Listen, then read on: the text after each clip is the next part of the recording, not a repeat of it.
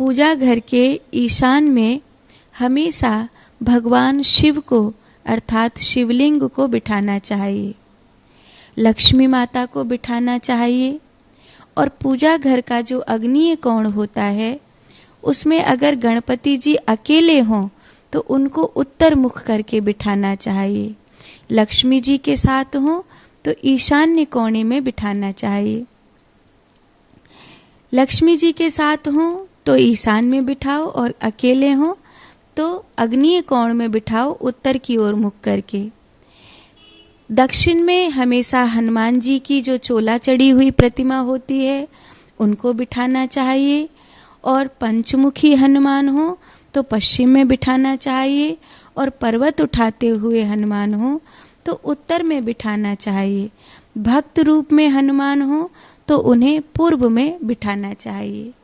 इस प्रकार ये पहला बात है। दूसरा, पानी का लोटा हमेशा ईशान्य कोण में रखना चाहिए और दिया हमेशा अग्नि कोण में जलाना चाहिए।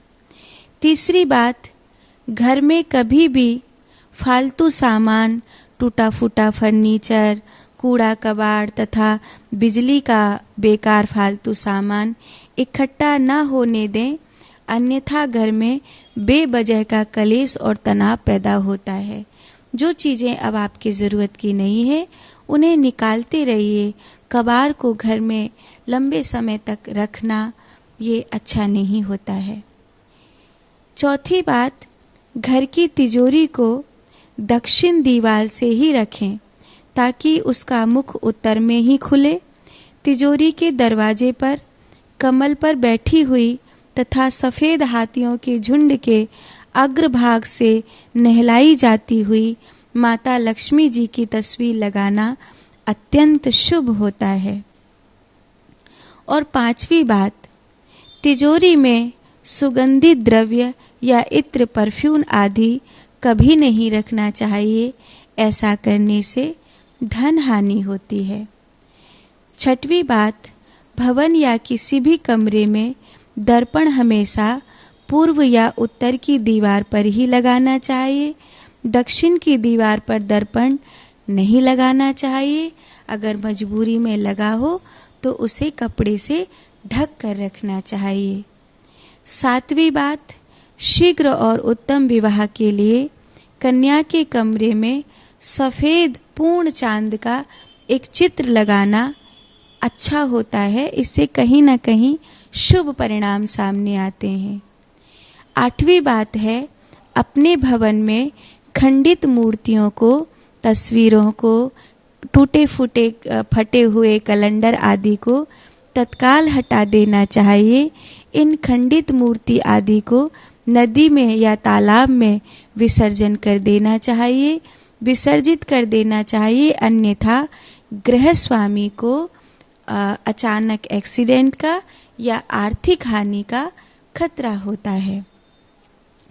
नौवीं बात है, घर में युद्ध का, उल्लू लड़ते हुए का, पक्षी आदि के भयानक चित्र नहीं लगाने चाहिए।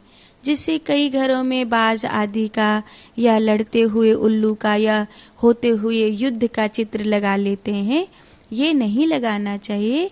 इससे क्लेश उत्पन्न होता है, मानसिक अवसाद उत्पन्न होता है।